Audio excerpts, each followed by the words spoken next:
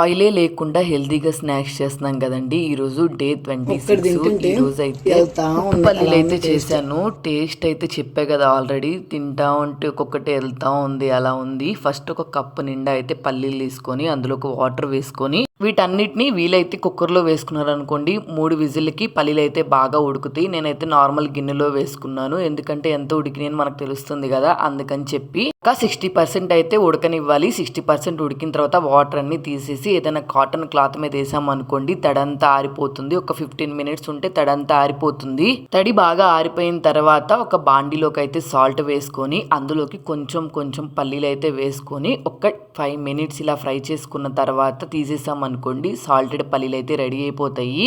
ఈ రెసిపీ అయితే స్నాక్స్ కన్నా కానీ మనం ట్రైన్ జర్నీస్ చేసేటప్పుడు, ఏదైనా జర్నీలో ఉన్నప్పుడు, ఇప్పుడు సమ్మర్ కదా, అది కాక ట్రిప్స్కి వెళ్తూ ఉంటాం కదా, అలాంటప్పుడు చేసుకొని తీసుకెళ్ళామంటే మంచి కాంబినేషన్ అని చెప్తాను నేనైతే మాత్రం. అసలు చాలా పర్ఫెక్ట్గా వచ్చినాయి అనమాట. తింటుంటే కూడా టేస్ట్ చాలా బాగున్నాయి. సాల్ట్ ఎక్కువగా ఉంది అనుకుంటే ఒక 4-5 సార్లు ఇట్లా ఇదిలిచ్చేసాం అనుకోండి, సాల్ట్ కూడా ఏమీ ఉండదు. టేస్ట్ అయితే చాలా బాగుంది. కన్ఫామ్గా మీరు జర్నీస్కి వెళ్తుంటే ఒక్కసారి ట్రై చేయండి. ట్రై చేసి ఎలా వచ్చిందో కమెంట్ సెక్షన్లో కమెంట్ చేయండి. నచ్చితే మాత్రం సబ్స్క్రైబ్ చేసుకొని వెళ్ళండి.